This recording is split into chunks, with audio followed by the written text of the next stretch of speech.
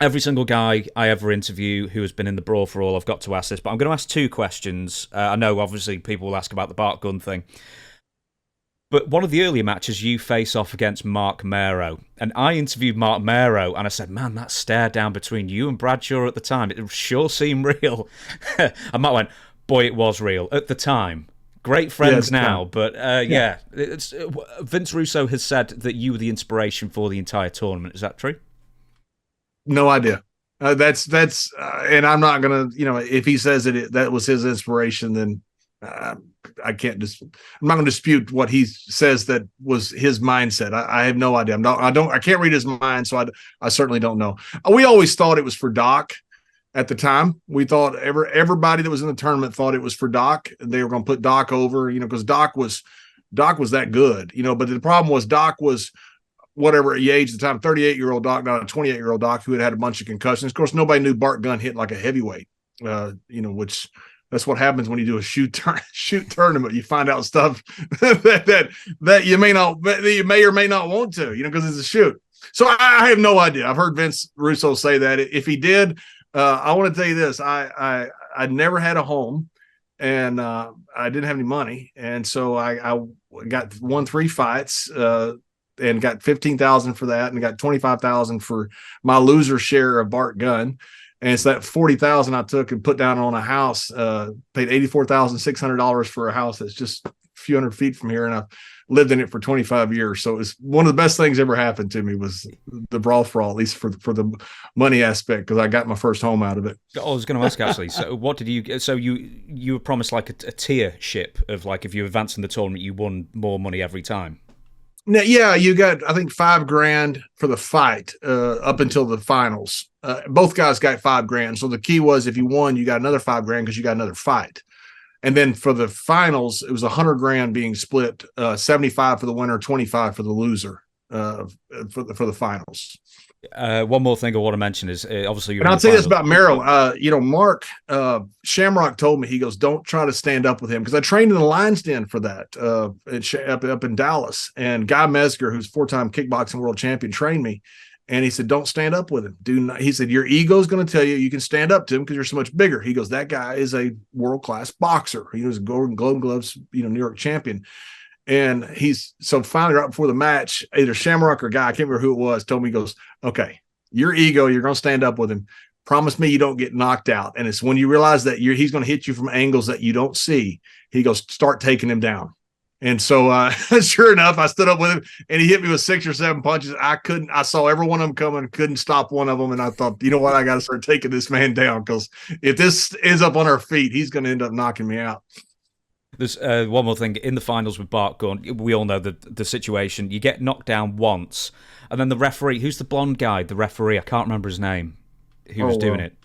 Jack Doan. Jack Doan. He looks at you and says, are you okay? And you're obviously not okay. And then he goes, you're okay, get back out there. And it's like, bloody hell, I can't believe he sent you back out there for it.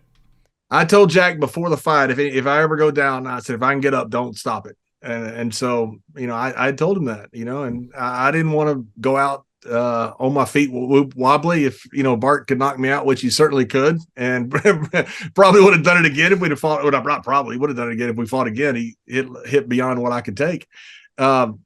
I had no problem with that. I wanted to go out unconscious, and that's how, fighters should go out. Not that I was a fighter. It certainly showed that I probably wasn't a fighter, but that was probably because of the instructions I gave Jack before the match. Out on your shield is the saying. Yeah.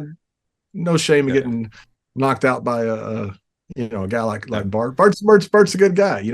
Love Bart. Henry Godwin was a good guy. I didn't want to fight Henry. We were out there with gloves but earlier in the day trying to figure out how to throw gloves, because neither one of us had ever put on gloves. We're sitting there punching each other in the afternoon, just trying to figure out how we're going to fight. Not that we're going to work it, we weren't, but we had no idea what we were doing. The Bart Gunn hitting you, and that's when Butterbean was involved in all this. Yeah. They ask us, and this is how stupid I was, or how stupid, everybody was.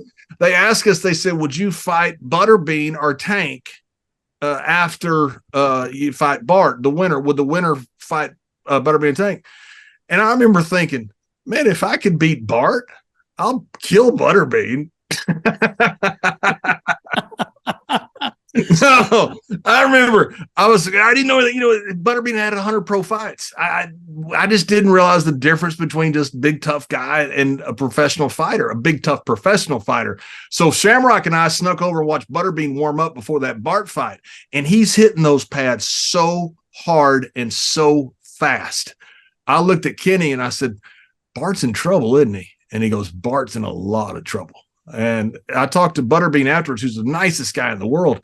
And he said, look, I had 100 pro fights. He goes, he was never going to touch me. He goes, that was just, it's not a fair fight. And, we didn't know the difference. We're just dumb guys thinking, hey, we're big, tough guys. We can match up with a guy like Butterbean. I'm so glad Bart knocked me out instead of Butterbean. I might not have woke up yet. One last question. Didn't Butterbean offer to work in this? Yes. Yeah. Apparently Butterbean called and said, hey, I said no. Yep. He said, what do you want me to do? And they go, what do you mean? He goes, and Butterbean offered to throw the fight. He thought it was a work. And they said, no, it's legit. And he goes, guys, he has no chance against me. I'm a pro fighter. Not that Bart's not tough and all that stuff. He is all of that.